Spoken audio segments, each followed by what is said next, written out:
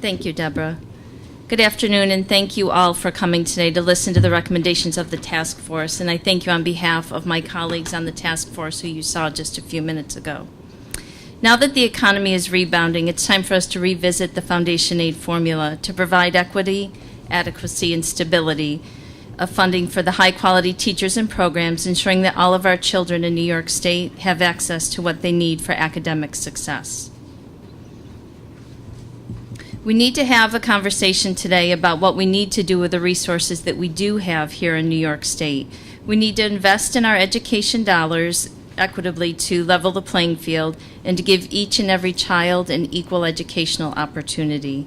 The task force focused on 3 areas, as Deborah mentioned, on equity, adequacy, and stability in the foundation aid formula. And in the report, you can see we developed 17 recommendations for changes to the formula. This is about providing each and every child in New York State with equal access and equal educational opportunities regardless of their economic status or the zip code in which they were born.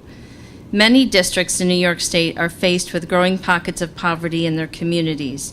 A recent study called The Architecture of Segregation by Paul Jargowski talks about the concentrations of high poverty in neighborhoods, and that although poverty is not a choice, children don't make that choice, inequality is a choice, and concentration of poverty is a choice. It's public policy.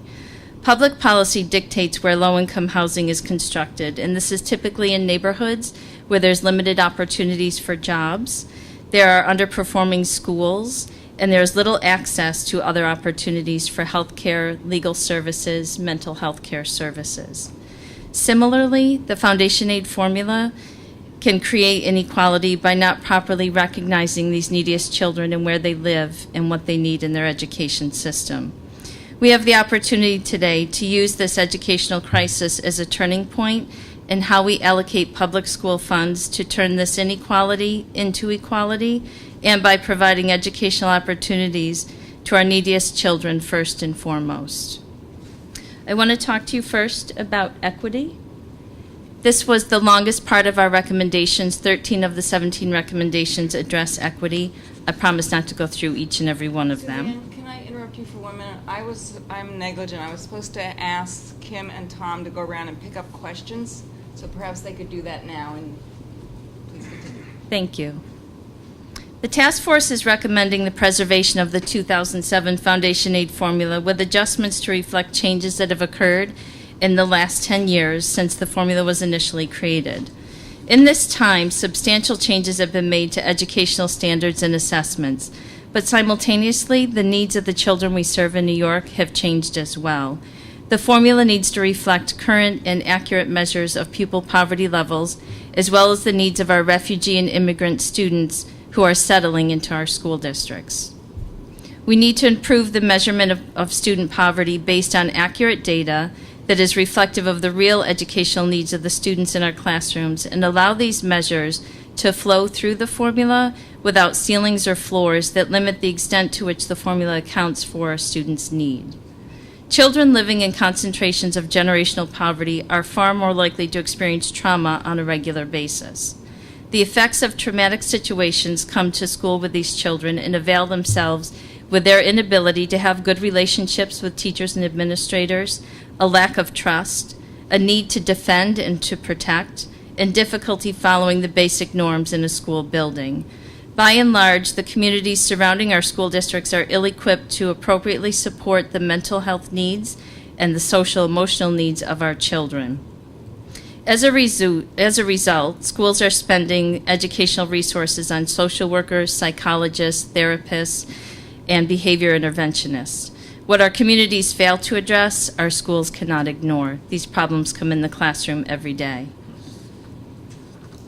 In the short term, until the foundation aid formula is fully phased in, we need to add a categorical aid that will fund the educational needs of these unaccompanied minors, English language learners, students with interrupted formal education, and refugee students in our communities. These children not only have language acquisition needs, but cultural and social needs as well. Our large urban centers and small cities have to provide all of the supports that our refugee and immigrant children need without having the appropriate funding.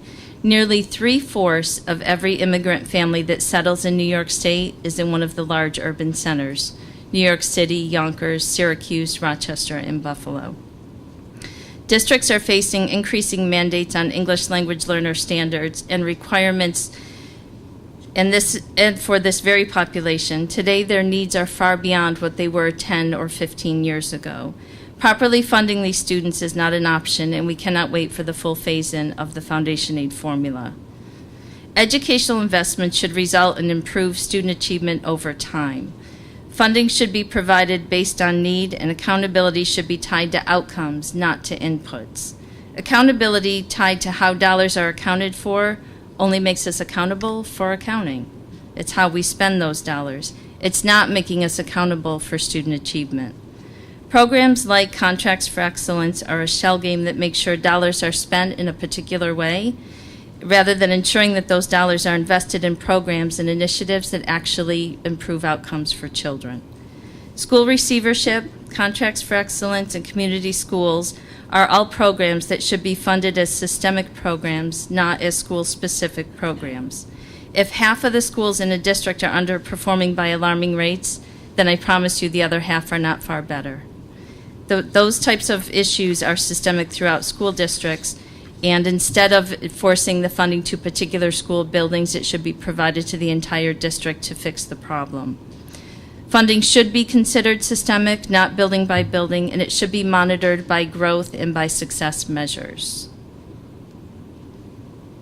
On adequacy, the task force is recommending that the successful school district cost study should look at spending in districts with schools that achieve success despite challenges such as high incidences of poverty, English language learners, and special need children, and this study should be updated every 2 years to maintain current data.